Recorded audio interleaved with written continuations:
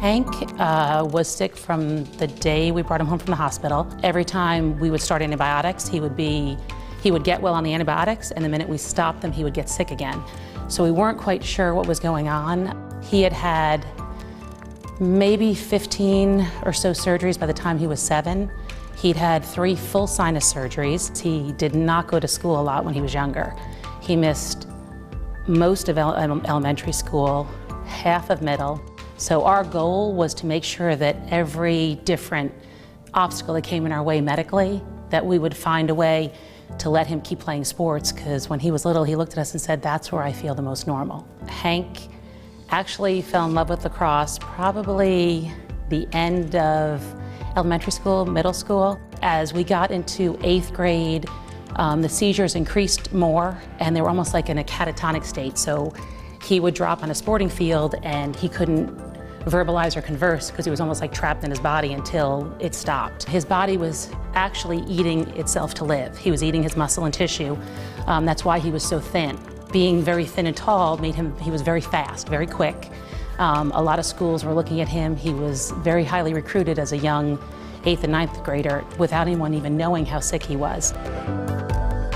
Protein deficiency synthase type 0. So when I was in freshman high school, I was 6'3", 160 pounds. Now I'm 6'4", 230, 225 pounds. So I just couldn't gain weight, couldn't keep weight on. When they realized that he had this issue, they introduced the fact that he was going to have to start a feeding tube and administer most of his protein through a feeding tube, and by giving him 70 to 80% of his protein while he slept at night, it would mimic what the enzyme in our liver does for us, a normal person while we're sleeping. This would give him the protein and his body would be able to register it so he wouldn't attack his muscle and tissue. Yeah, I would be sitting in doctor's offices and the doctor would give me like life expectancy or like tell me what could happen in a surgery, and I would just bottle it all up and to mix the emotions and keep it in, and was able to come out here on a lacrosse field and release that anger, or release that whatever emotion it was. It drove me to become an athlete, a really good athlete, and within like the game of lacrosse. It takes my mind off of the medical side of my life, and it kind of just numbs it out. I'm Kyle Hannon. I'm the men's lacrosse coach at Mercer University. The Mercer lacrosse program is the only Division I lacrosse program in the state of Georgia, so there is a sense of pride behind what we do here on our campus. Before I got to Mercer, all the schools I was recruiting at, I was always scared to tell the coaches what I had, so I was scared to just be like, oh, well, we can't handle that. Recruiting Hank was different than the typical prospect that you engage and learn about just because of his background. But it really started when he was in 10th grade. I went to a high school lacrosse game and Hank was playing and really caught my eye as a big athlete, big strong athlete. I'll never forget it. We were sitting in Coach Hannon's office. Hank was sitting next to me on the couch, and he said, "Mom, I'd like you to explain it a little bit." And he was looking down at his hands, didn't want to look up. And I was telling Coach Hannon, and I could see he was looking at me, and he immediately digested it, looked at Hank and said, "Hank." And Hank picked his head up and he said, "I want you more now than I wanted you before." The look on my son's face and the smile, it was priceless. At that point, I think Hank would have went into battle for Coach Hannon. After that meeting, I felt stronger about Hank than I did even prior.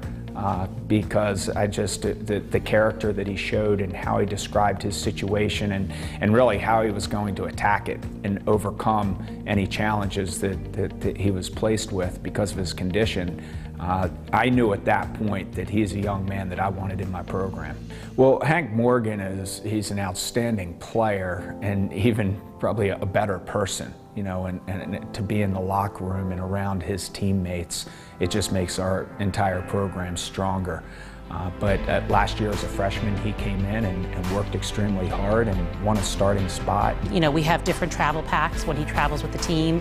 He has his lacrosse equipment, he has his IV poles, his pumps, his NG tubes. He's really mastered his own body and has become a phenomenal athlete. So I've seen his body change over the last year and a half, is becoming more fit, becoming faster, stronger, and which all turns into him becoming a better lacrosse player. I think he's overcome a lot of obstacles, and he realizes that you can do just about anything and achieve anything, even with these disabilities. If I was talking to myself as a kid back in high school, I'd tell him to that college is not going to be as hard as you think it's going to be with all the medical problems you have. Live life to the fullest every day.